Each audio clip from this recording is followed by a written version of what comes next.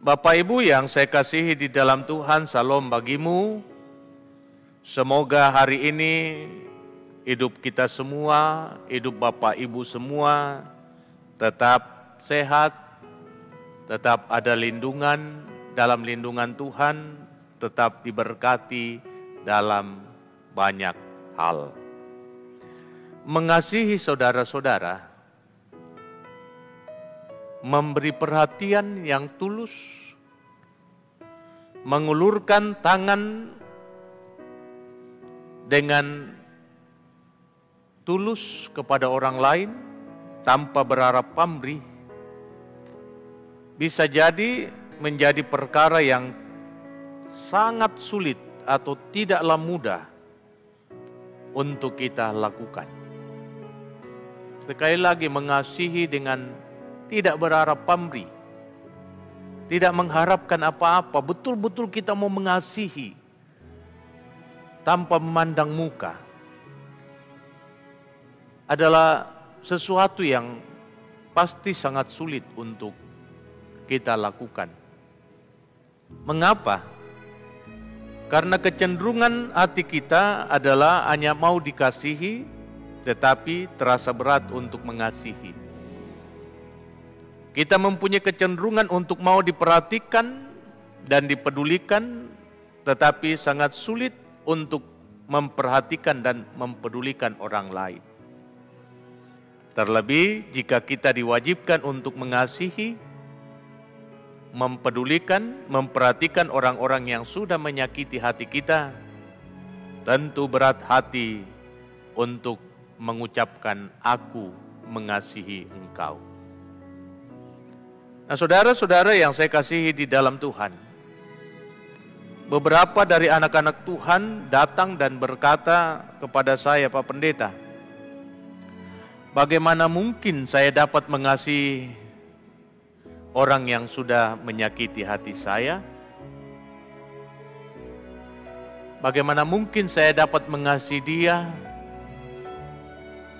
sedang dia sendiri sudah terlalu banyak menorehkan luka batin dalam hidup saya? Bagaimana mungkin kita ini bisa melakukan amanat Tuhan Yesus, perintah Tuhan Yesus, kasihilah orang lain, bahkan musuh sekalipun kasihi dia. Hanya malaikat atau orang setengah dewa yang bisa melakukannya. Dan kita sebagai manusia biasa, sudahlah tentu sulit untuk melakukannya. Nah, saudara-saudara, sekarang saya mengajak saudara-saudara sekalian untuk mencari fakta. Fakta Alkitabiah. Apakah dasarnya? Sehingga Allah begitu mengasihi kita. Apakah hidup kita ini lebih baik atau lebih benar daripada orang lain? Apakah kita dapat menjamin bahwa karena saya suci dan tidak pernah sedikit pun menyakiti hati Allah, lalu Allah sedemikian mengasihi kita?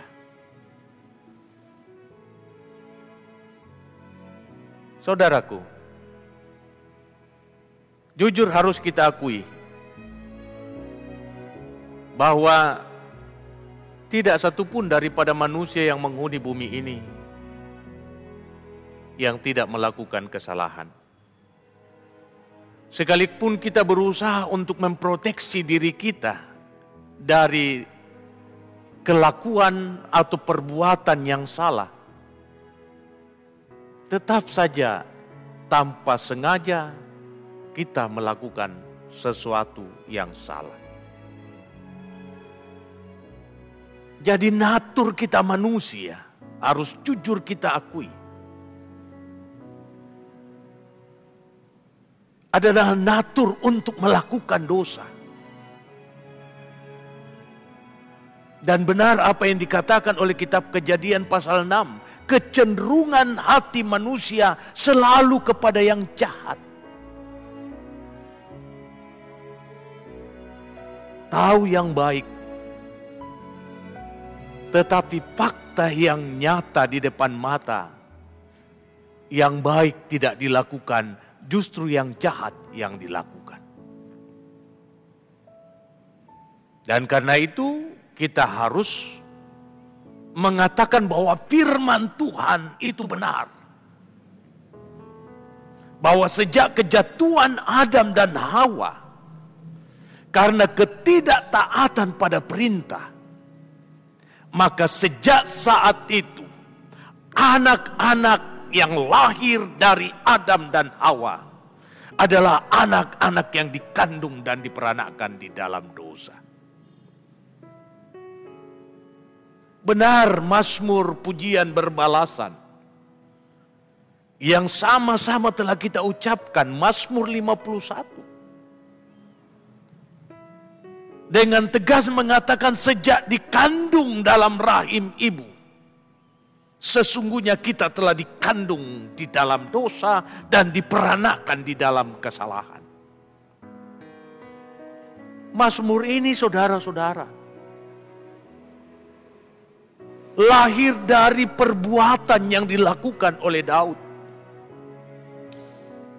Ia berusaha untuk menyembunyikan kelakuannya yang bejat.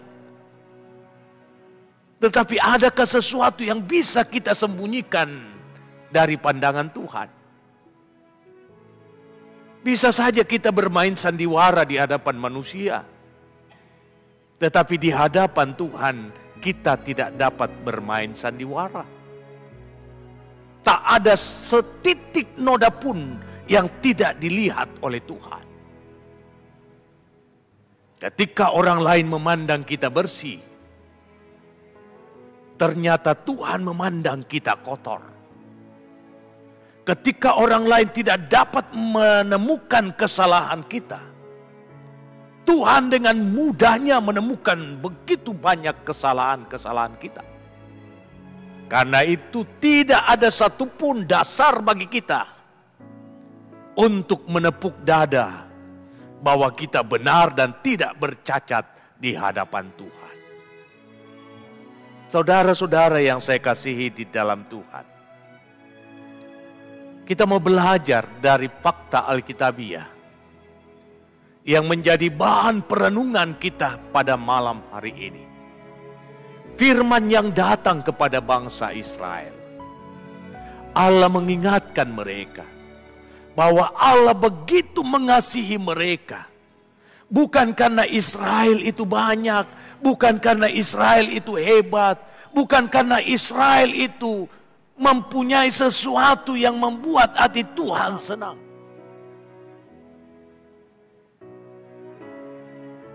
Firman Tuhan menyatakan bahwa bangsa ini adalah bangsa yang hina.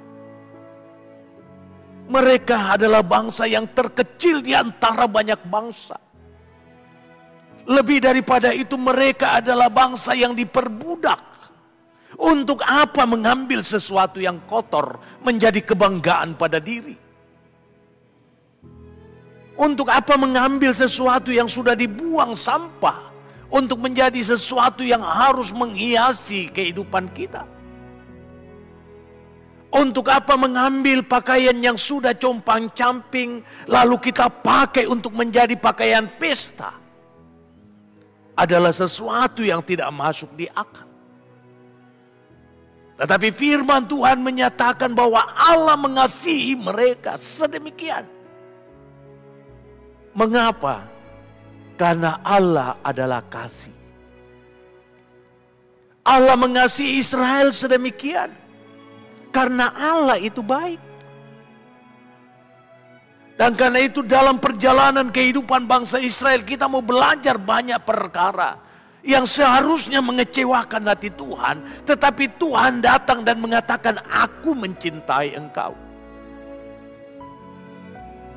Ketika bangsa ini telah mendukakan Tuhan dengan mendua hati. Pada satu sisi mereka beribadah kepada Tuhan, tetapi pada sisi yang lain mereka memuja Baal.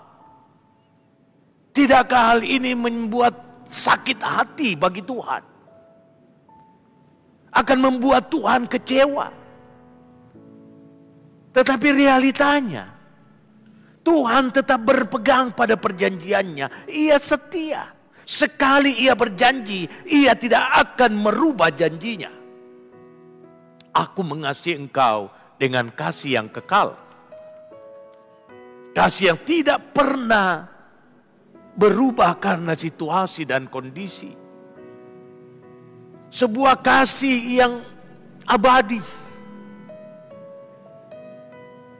Dan itu tidak akan mungkin dibatalkan.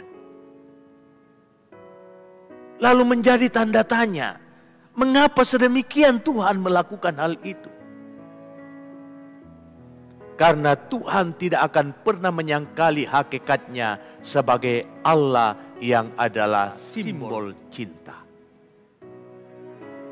Sehingga saudara-saudara yang saya kasihi di dalam Tuhan, apapun masalah dalam kehidupan kita, apapun persoalan dalam hidup kita, janganlah hal itu membuat semangat penyembahan kita menjadi pudar.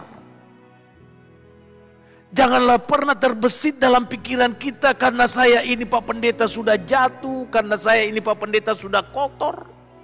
Sudahlah, tentu Tuhan tidak akan menyambut saya. Oh, itu adalah pikiran yang keliru. Sehina apapun keadaan kita, Tuhan tidak akan pernah mencampakkan kita.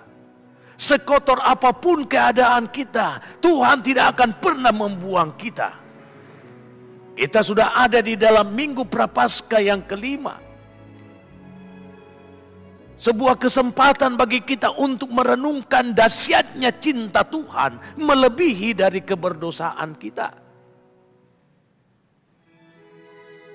Tak mampu dijangka oleh akal. Kenapa Tuhan melakukannya?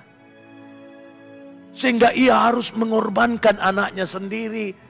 Ia harus mengorbankan kemuliaannya sendiri. Ia harus mengorbankan keagungannya sendiri. Supaya kita yang kotor ini bisa terangkat dan dimuliakan di hadapannya.